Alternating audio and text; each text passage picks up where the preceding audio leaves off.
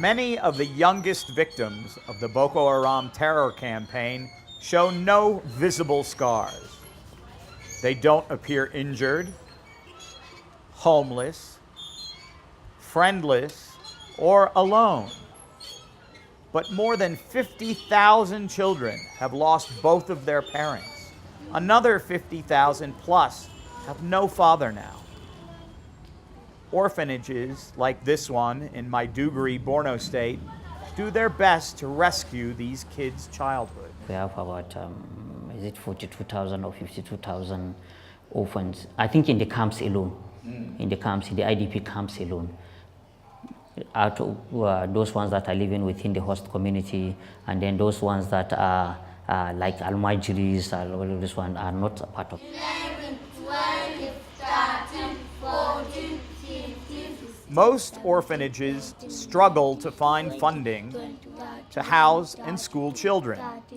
Many orphans are brought up by their community, by relatives or friends of their parents who take them in. The Islamic Prowess School is a special institution that takes kids in this situation and tries to equip them for success in the future. It's a very nice environment, and it's a very good learning environment. We have good teachers and there are good accommodations.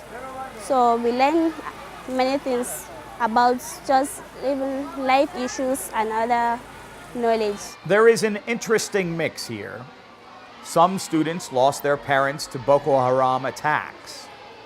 Others come from Boko Haram families where the parents have been killed by the Nigerian military. Some have lost their fathers.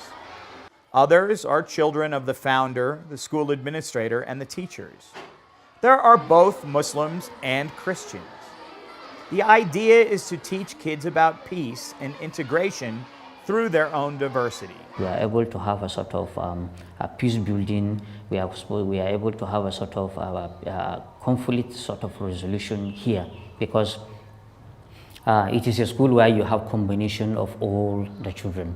Those ones that were affected by the insurgency, those ones that the insurgency affected them, in the securities, the civilian JTFs, the police, the ordinary civilian in the community, and all this one. So with that, and they live together in the class, no fighting, no trouble here and there. With that, when they grow up, I think we are going to have a sort of, we are building a sort of a peace in future.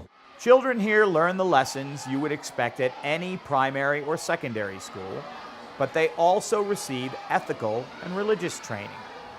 Fatuma has taken her lessons more seriously than most, and already has her future profession worked out. If I become an aeronautic engineer, I will definitely inspire people like girls. You know, female children are not allowed to be educated, and not even if they get the education, they're scared of like becoming engineers because they were told that it's something hard and they think it's something meant for men. While me, I think if I become an aeronautic engineer, you see, I will become a female aeronautic engineer and people will like want to emulate me or become someone like me. She has become a child's rights activist, as well as a counselor and friend to younger children, all on her own initiative. Today, she visits some of those she has taken under her wing in the neighborhood near her school. I normally used to come to visit them, like, you know, they've passed through traumatizations, like they lost their dad was killed. So I used to come like to share, they make me share memories with them. Then I have good time with them, like I want to make them forget the past. So I used to come and visit them, make them laugh, make them happy. Barrister Zana Mustafa is the founder of Islamic Prowess. He has put a lot of his own money into this, but has also recruited funding from local and international NGOs.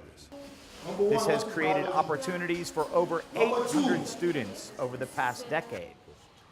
His own daughter, Aisha, learned side by side with the rest of the students. She is going to university in Qatar and is planning an exciting future as an international journalist. At first, I was a really timid person, and then coming to the school, I became this loud, outspoken. I knew what I wanted in life. I always tell myself and me and my friends, the sky is the limit. Like, you don't have to put these barriers on what you want to be in life. You have to be anything you want, anything you dream, your dreams are. No one can stop you. You have to give yourself that chance to try, even though it's not much. Children are not the only victims that gather at Islamic prowess. Almost 60,000 women have been widowed by the conflict. Many come here to enroll their kids and seek counseling and help from Islamic prowess. Mai gidana lokacin da ana Boko Haram sai su hudu a moto sai suka fara bin su suna kan gudu sai suka yi hatsari sai su uku din suka rasu suka bar mutum daya ma ya sha wahala amma har yanzu yana raye to ya bar ni da yara na 7 to wannan din kuma ba maman shi kuma ta rasu sai aka bani shi kuma wannan din kwanan nan. The percentage of female children who are orphaned or fatherless is estimated at more than 60%, according to the Borno state governor. Many, like Aisha Mamalai, will be leaned on to help provide for their families while still in school.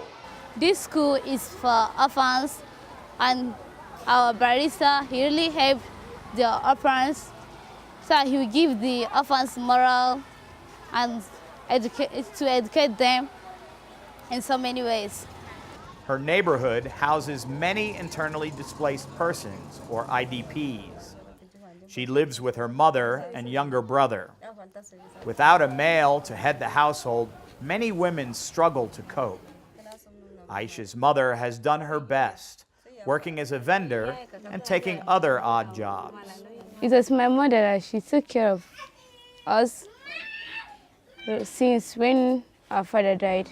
She's the one that's providing food, everything for us. She's the one that made me to go to school, and she's the one that advised me to be a good girl and the others. So many who have lost their parents blend into their communities, trying to hide their situations.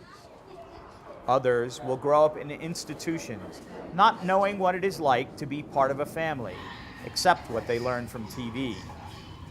For many, a father, a family, will only be something to dream about.